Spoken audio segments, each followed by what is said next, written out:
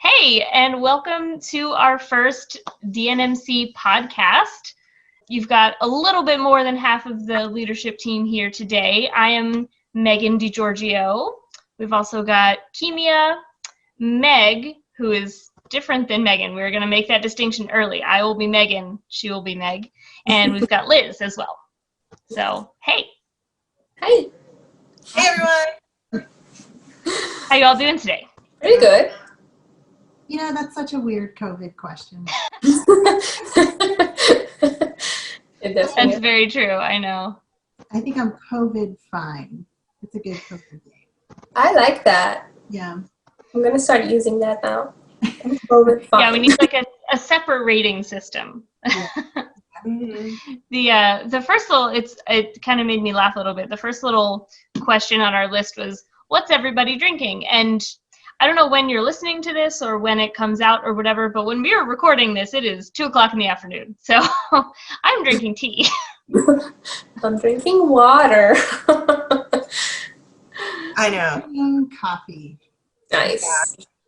I just finished water. I'm about to teach, so got to keep it cool. Yeah.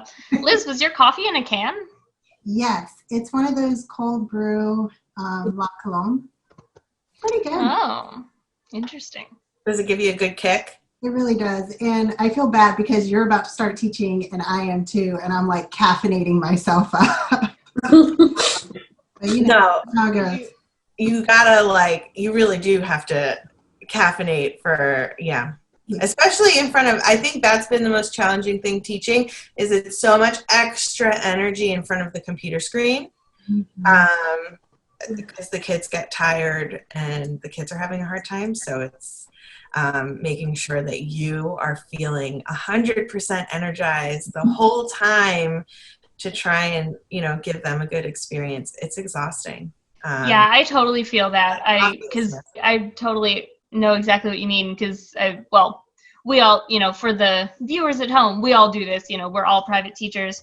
And I have been feeling that as well. It's just like in a normal lesson, I might just be like, oh yeah, try that again. But just like, okay, great. So this time, and I feel just like I'm so much more animated than I normally would be. And I feel like sometimes actually at the beginning of the pandemic, I found myself getting headaches from being so expressive with my face. Because I felt like I was having to really I was lifting my eyebrows a lot. And if you're just listening to this in the podcast and not watching this, I might sound crazy, but I'm doing it. I'm lifting my eyebrows right now. Everybody's all eyebrows were raising right now. Yes.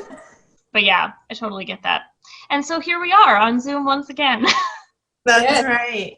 I think I feel like the worst for my neighbors because I'm teaching for so many hours on end, and I am realizing now how loud I am when I teach. When I'm speaking to my students and I'm being really emphatic about something and I live in an apartment complex and I can hear then the music starts upstairs. Right? I go, oh, I'm really sorry, everyone. Or that's the 50th time they've heard me play that etude for a student, sorry, everyone. Yep. Not getting much diversity in what they're hearing. So I apologize to my neighbors. So kind of on this topic of so we're talking about teaching video lessons, instead of just in person, what are some other ways that, COVID, the pandemic, the general isolation thing has changed either your day-to-day life, music related or not, or, how you create music or whether you're creating music, good or bad? I feel like just my understanding of time, this is going to sound cliche, but it is how I feel. I feel like I just feel time differently.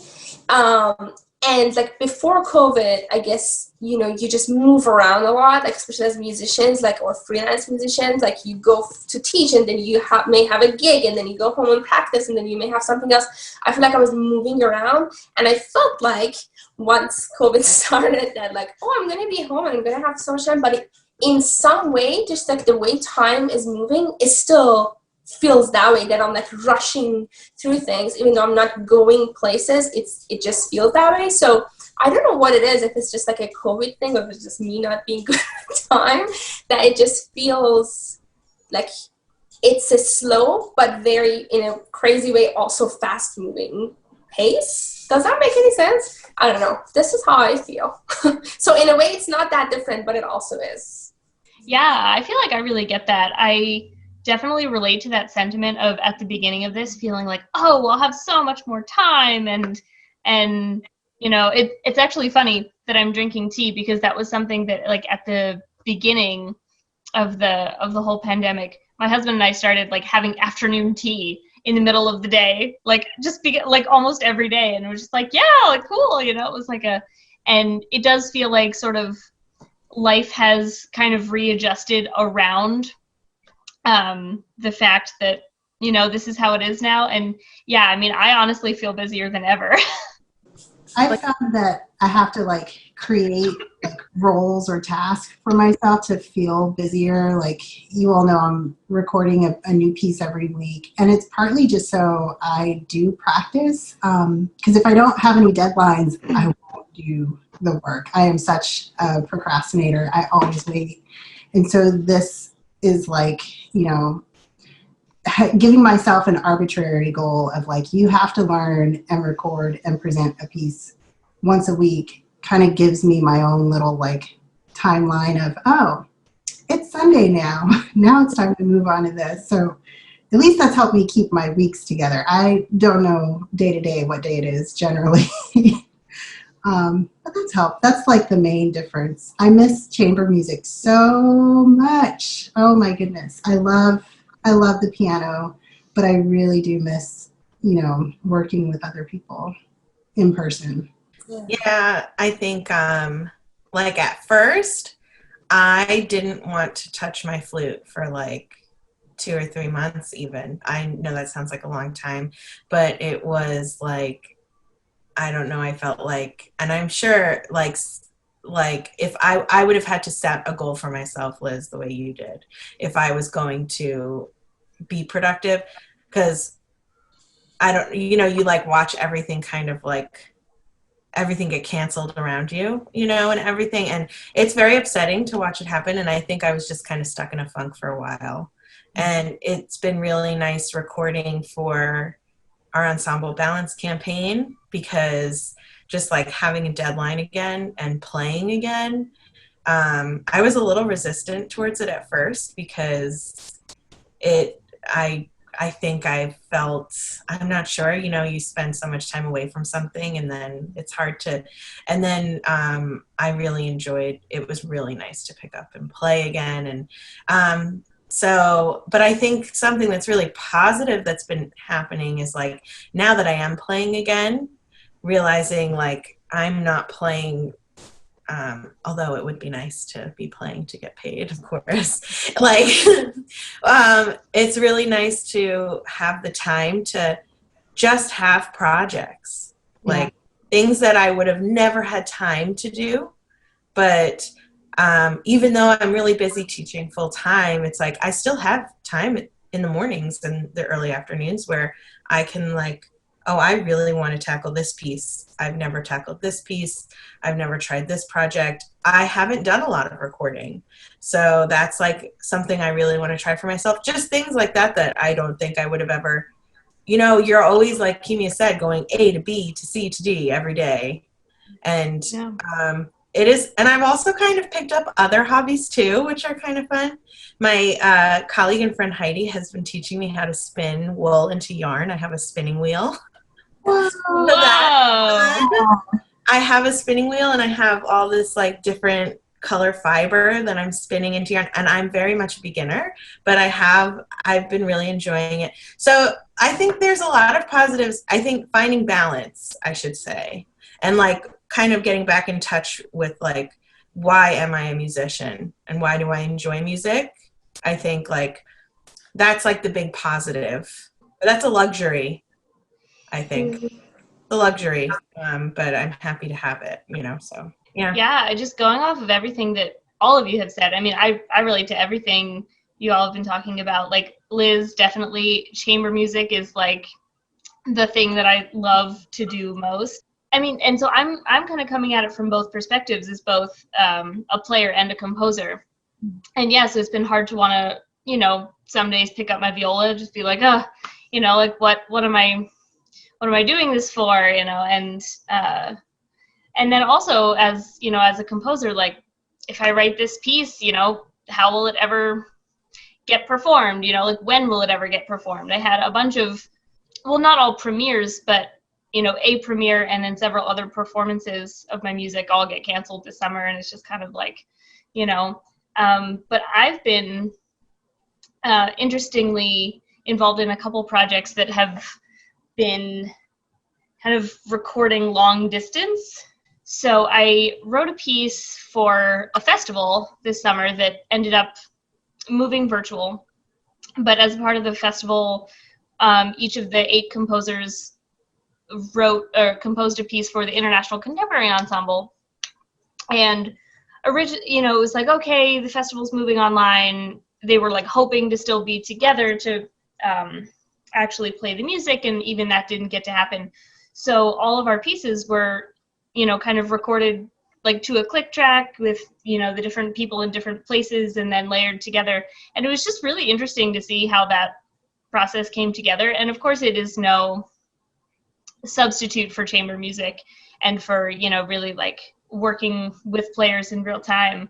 But it's amazing what can be done right now. And, you know, a couple other little things kind of like that. I played for something else that a friend of mine was recording, and she just kind of sent me something, was like, yeah, I'll play something over top of this. And, you know, so it has been really, at the same time, it is disheartening and sad to see all of these performances and all the things that we love to do get canceled.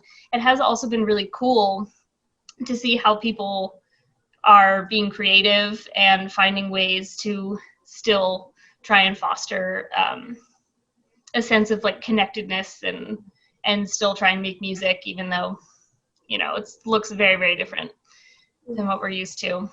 What you were saying, Megan, about chamber music, you know, I agree. It's so interesting because, like, as all of us, I'm really missing it, right? I really love doing it.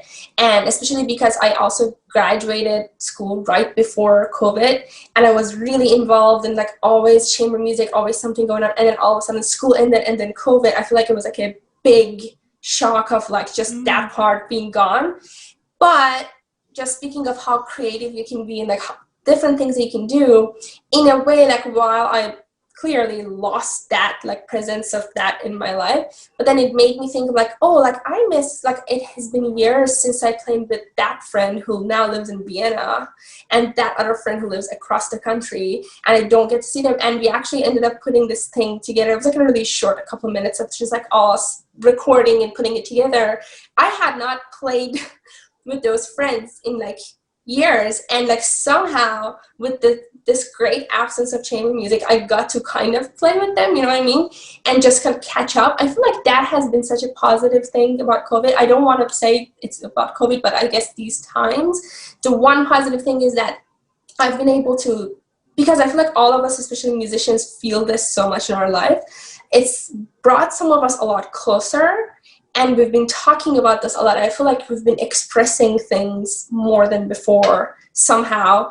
And it's just been comforting for me. I've really enjoyed that part of just getting closer again to some people who I just almost lost touch with like for years. I don't know. It's like a sad thing, but it's a more bright side of a sad thing, I guess. I think that's so cool. Sorry. No, I was just responding and saying that sounds really cool. Like that's awesome. Yeah, it is really awesome. And I think it's something that I remind my students of a lot, especially when I see them, you know, from week to week, they change. And some of them, especially lately, now that we're about to start the fall, and most of them are starting virtual school again. And a lot of them are really, you know, bummed out about that. They want to go back to whatever they think their normal life is going to be after this. And I think something that has been comforting, not necessarily like positive, but comforting, is that we all are going through this together. The whole world is going through this. And I think that helps us kind of connect with each other a little bit more too. We're all just trying to figure our lives out through this. How are we going to make it through this next week or this next month? What can we do to keep our connection alive? And I think that's something that's been really cool about this. Yeah, it's really made it so that we have to be more intentional about those connections. Because I feel, at least for myself, I feel like a lot of the, I mean, I love the people that I do get to see in my day-to-day, or that I did get to see in my day-to-day life before all of this. But, I mean, as with any musicians, probably we have, I mean, Kimia, you're talking about, friends in Vienna, and like we've all done multiple degrees, probably at different places, or we've done festivals, or we've, like we probably have connections and friends in many different places and walks of life and that sort of thing. And it can be, it can be easy to just, we're all really busy. It can be easy to sort of like fall off with some of those connections. So now we're having to be more intentional with everyone, even the people that are nearby who we still can't see. And I just, the number of times that I have reconnected with someone and, maybe done a video call with somebody after a long time, or even a group of people, it's like, we don't even live in the same place to begin with. Why didn't we do this before? It's just like, we could have been doing this the whole time. And of course, a lot of it has to do with busyness and the added need for connection, so of course it's not like, oh, we were just dumb and we just didn't do it. No, it's like, it's understandable. But yeah, just like having to have that intentionality with like actually keeping relationships happening has been kind of nice. So Meg and Kimia are our most recent additions to the DNMC leadership board. And I know that at different points it hasn't always been like, I feel like, I mean, maybe you might agree with this, Liz. I feel like we don't make a huge deal out of like, these are the people that are like in charge and then this is everyone else, the goal is to foster a community and we all want to be a part of that community. So, it kind of makes sense why it maybe hasn't always been like expressly said who exactly is running all of this stuff. But in keeping with that, trying to be intentional about these connections and stuff, we thought that it would be really cool to kind of like more formally introduce our newest members. Maybe this is a weird part in the podcast to do this. Maybe we should have done it earlier, but whatever, here we are. We are. So, I don't know, maybe you both want to just like say a little bit about yourselves and what you hope for DC and new music in DC and DNMC and all of the acronyms I can think of. Who wants to go first? Do you want to go first, Kimia? Go first. You should go. I'm Meg. I'm a flutist. And I teach privately in the area, and I enjoy playing new music. Mostly, I think chamber music is really my favorite part of what I play and what I do in the area. Liz is a part of the contemporary ensemble that I play with, Balance Campaign. And so we're a Perot ensemble plus percussion, and we play concerts in the area. And we've worked with DNMC in the past. So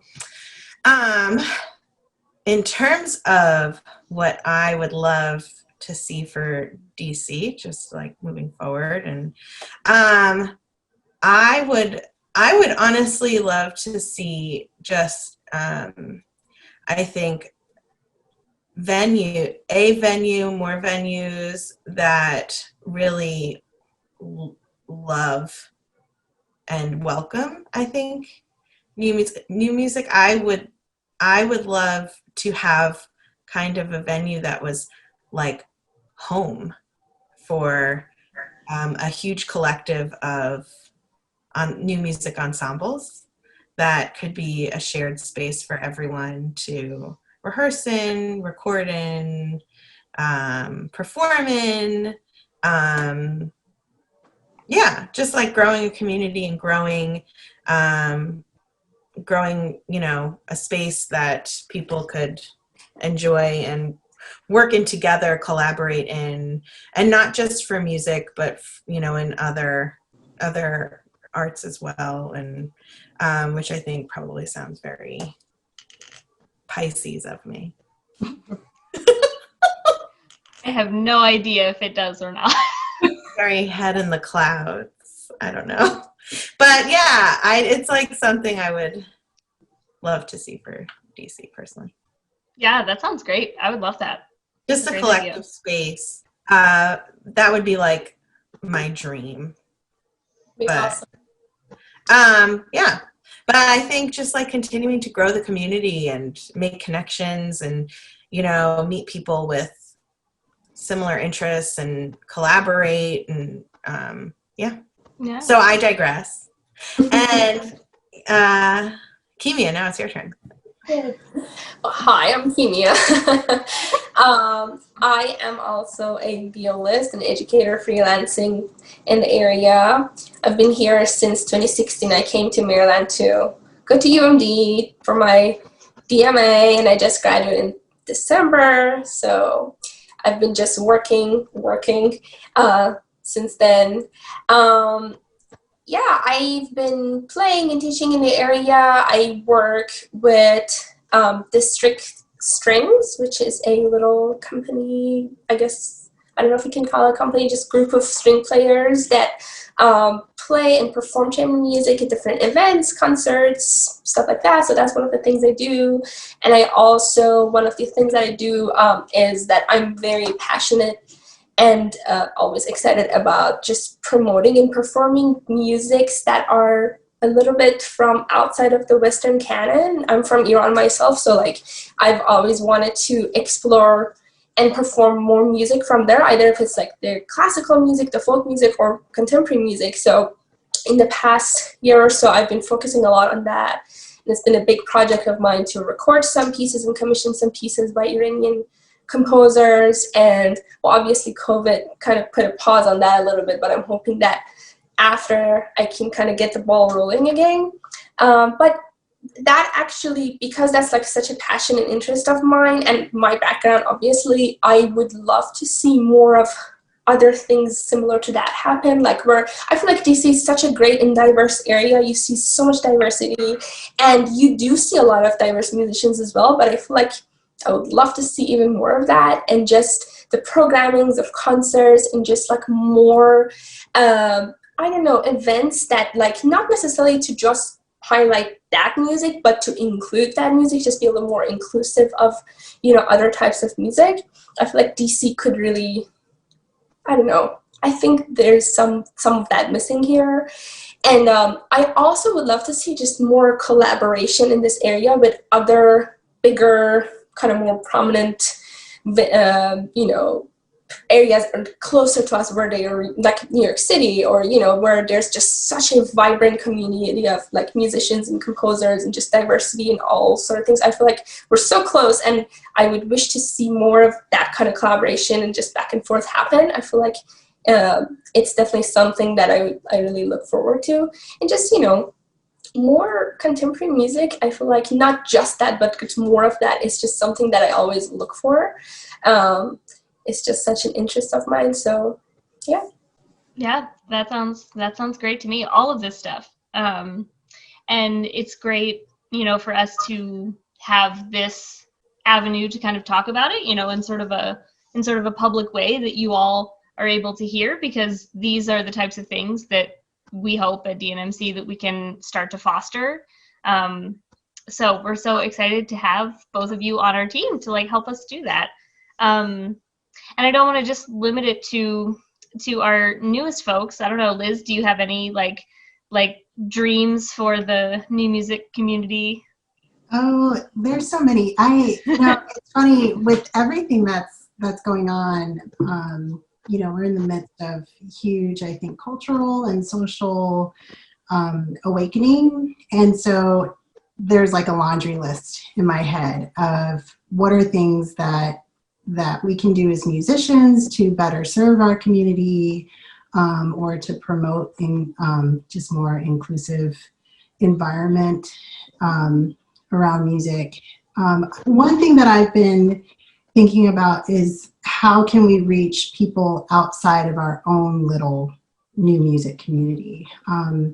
As much as I love interacting with and performing for and talking to the DNMC like crowd, I think it would be great if we could start attracting people who might not even know that they like new music, especially students, especially young, maybe aspiring musicians, or just people who like to listen to music. One thing that I've realized through these like little weekly Corona Chronicle things, some of my like return listeners, or most of my return listeners, are not actually musicians. And again, a lot of them are from different states. So it is nice to be able to, we're all trapped at home, but I can reach people, or I have a much wider reach than I used to. But it would be nice whenever we go back to the concert hall to really bring more people in with us who maybe aren't performers or aren't composers. And I think promoting programming that is more inclusive of diverse composers, diverse backgrounds will help with that too, and hopefully kind of start, reaching some of these places that we haven't really been able to reach in the past. Yeah, I think that's so important that we can enjoy what we do all we want, and we can have a community of people around us that already know that they like what we do and what they do, but what does it mean, if it stays insular? Mm-hmm. Yeah, I think that's super important. Yeah. I feel like, this could be like a longer topic of a discussion or something, but I've always thought about that, like just like how, at least my experience was that like I was exposed more to contemporary music and just new music much older and much later in life. I feel like that was always like, I guess missing, or I don't know, it was like not the culture of music education to expose younger students to that. And I understand that part of it, I guess, is because the complexity of some of the works, but I feel like that shouldn't really stop the exposure, and I think it's so interesting that Liz, you brought that up, like that just like it would have been so nice, or it would be so nice once we hopefully go back to a more normal situation, especially for performances, that like there is a venue where you could give more exposure to just younger students and just like in different just avenues, right? It could be just like showing them, hey, this is also out there. It's not all, so-and-so composer. And I feel like, I don't know, I think there should be, and hopefully there will be more creative ways of figuring that out in the future. That would be really awesome. I'm totally on board with that. And so this is, all of us here are educators, so the conversation might be leaning slightly that way, but it's totally fine with me. But I love that idea. I feel like I've had this experience a number of times with younger students where, new music, things that are kind of to our musically trained ears, we would call experimental or contemporary or whatever word you want to apply to it. I've had a number of experiences with younger students that they don't know that something is weird until you tell them it's weird. Like I have this vivid memory of going to a concert at the Kennedy Center of Hilary Hahn, and she did a few of her pieces that she has commissioned, and it was when I was an undergrad, and I ran into my piano teacher there, and she had her little son with her, and I feel like at the time he was probably like 5. He was like very little, and he had just started playing the violin. And she told me later, because she loves new music, she she knew that I was a composer. So she told me later that her son just loved those new pieces. Like he just absolutely loved them. He thought that they were the best thing on the program.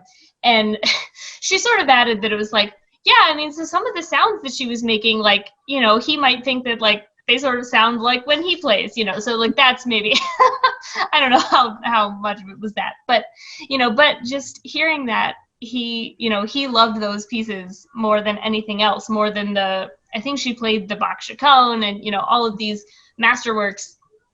And he really loved the contemporary pieces. I mean, he didn't have any reason to know that something was not tonal or, used extended techniques. I mean, like he doesn't know those things. He just likes what he hears, And so I totally agree with you, Kimia. I feel like we really, as a sort of classical music community, we really kind of set people up to view certain things as normal and certain things as not, just by the way we expose them to things. And, I'm not perfect at it. I'm sure nobody is yet, but that's a really, really good point that it kind of starts with education.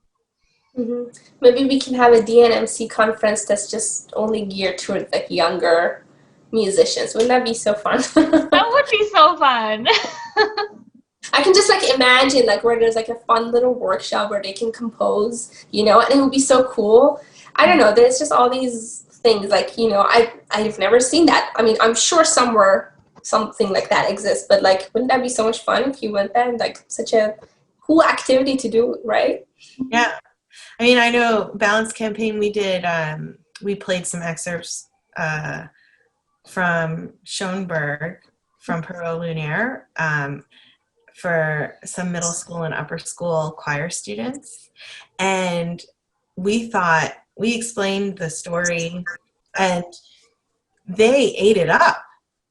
And I remember going and thinking, we'll see how this goes, But that was completely my reaction as an adult, being exposed to, a young adult, but being exposed to this in a music history class with all of my preconceived notions as to what, real music was versus new music, very limited knowledge of what contemporary music was, right?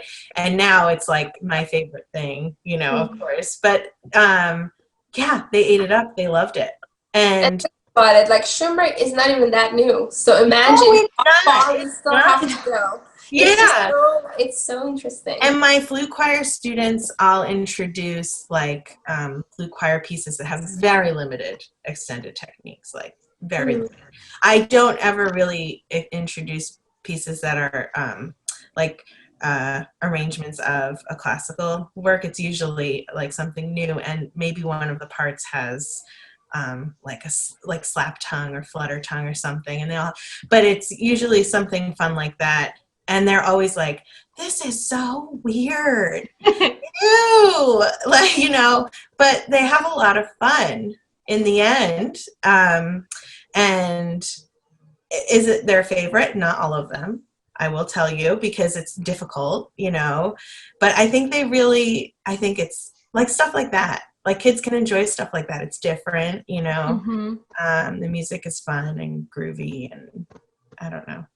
Yeah. It's I think one thing that it's easy to kind of, not even that we have to sell new music or extended techniques, but it's easy to introduce younger students to it, because kids love to test boundaries. I have a 3-year-old who is constantly creating extended techniques on the piano because he just wants to know when I'm going to tell him to stop. And I generally don't, because I'm like, I don't think you can actually break it. So drive your banana truck down the keys, that's fine. But one of the things actually that I really miss from teaching in person is, if I ever had a little bit of time between students to practice, I'd shut my door, and generally if it's a small amount of time, that's me practicing extended techniques just to get used to it. So I might be in the piano or holding strings. And then when I let my next student is, it doesn't matter who it is, they come in and they're like, what were you doing? And it's cool. It like opens up a world to them because I'm like, oh, generally I just teach you to play like this, but did you know that this instrument can make this sound? And I think it's just, it's another way to kind of entice the newness of it. It's like, yeah, there's no limit to what this instrument can do, or what music in itself can do. We just kind of have to discover it, and that makes it fun. That seems like that sentence that you just said seems like a really good sort of wrapping up point for the sort of like music conversation. We have like a few minutes left. I don't know, does anybody have like a fun like closing sort of like non-music related question or just like I don't know. Who else has been making bread? I have not.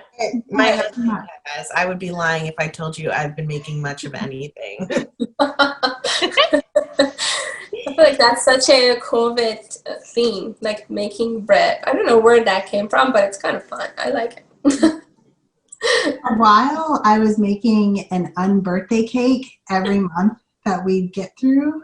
And the last 2 months I haven't, not for any reason, like I just forget. But my son loves it because he's like, oh, it's a birthday? And I'm like, no, it's an unbirthday. We have survived this many months of cooking. So no bread, but cake for me. That's a great idea. That's so funny. Yeah, I like that idea a lot. Oh, that's hysterical. I mean, it's a birthday of a new month. Think about that way. You entered a whole new month. Mm-hmm. Yeah, you might have to like step it up a lot though when it's his actual birthday. Like now, what are you gonna do for the real birthday? Oh, that's fun though. All right. Well, for all of you who are listening to us, let us know if there's anyone you would love to see on our podcast, or if there are any questions that you would like to hear us talk about. It won't necessarily always be the same members of DNMC. We have some other colleagues as well who I'm sure you'll see. But yeah, let us know if there's anyone you'd like us to interview, even if that anyone is you. If you want to talk to us, let us know that too. Or if there's any topics you want to hear us talk about, yeah, we're all ears. So it's great to talk to you, ladies. You too. You. And good luck. Are we all teaching this afternoon? Yes. Yeah. All right. Well, good luck teaching, everyone. Thank you. And we will see you in the next podcast. Awesome. Bye. Stay safe, everyone.